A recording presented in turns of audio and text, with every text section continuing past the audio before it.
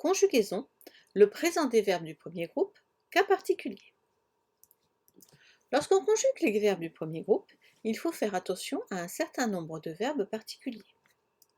Les verbes se terminant en G, les verbes se terminant en C, les verbes se terminant en IE, les verbes se terminant en ELE et les verbes se terminant en ET. Voyons cas par cas.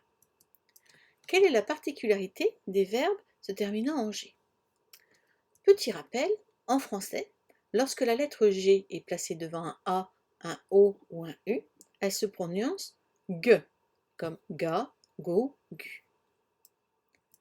Il faut donc ajouter un E avant la terminaison de la première personne du pluriel, nous, pour garder une prononciation correcte, je.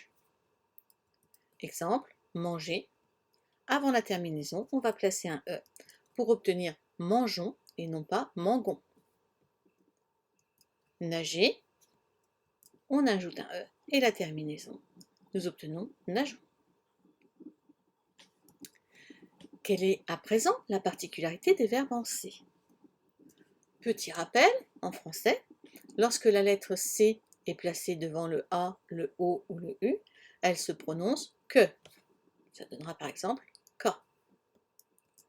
Il faut donc ajouter une cédille sur le C avant la terminaison de la première personne du pluriel pour garder une prononciation correcte. Exemple, tracer. On n'oublie pas la cédille pour obtenir nous traçons. Lancer. On n'oublie pas la cédille, nous lançons. Quelle est la particularité des verbes en IE?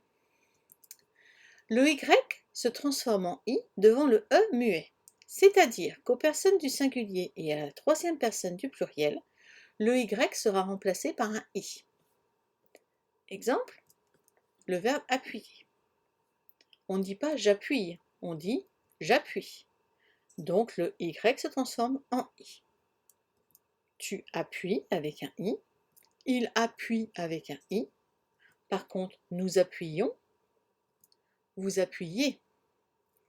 Et il avec un S, appuie avec un I. Quelle est la particularité des verbes en ELE? Le E se transforme en ES devant le L pour produire le son ES, sauf pour la première et la deuxième personne du pluriel. Exemple, pour épeler. J'épelle, tu épelles, il épelle. Nous avons ici des E avec des accents graves. Nous épelons, vous épelez, le E reste puisque nous l'entendons.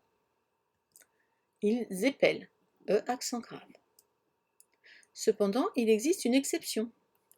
Les verbes appeler et tous ceux de sa famille doublent le L.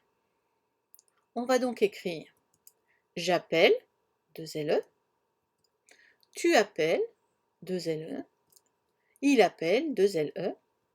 Par contre, nous appelons, un seul L, puisqu'on entend le E. Vous appelez, un seul L. Et ils appellent avec un S, 2 L, on entend bien le E. Enfin, quelle est la particularité des verbes en ET? Eh bien, le E va là aussi se transformer en un E accent grave devant le T pour produire le son E, sauf, encore une fois, pour la première et la deuxième personne du pluriel. Prenons le verbe acheter. J'achète, E accent grave. Tu achètes, E accent grave. Il achète, E accent grave. Par contre, nous achetons, pas d'accent. Vous achetez, pas d'accent. Ils achètent, E accent grave. Là encore, il y a une exception, puisque le verbe jeter et tous les verbes de sa famille doublent le T, ce qui nous donnera je jette, 2 TE, tu jettes, 2 T, il jette, 2 T, nous jetons, on entend bien E, donc il n'y a pas de doublement de consonne, vous jetez et il jette.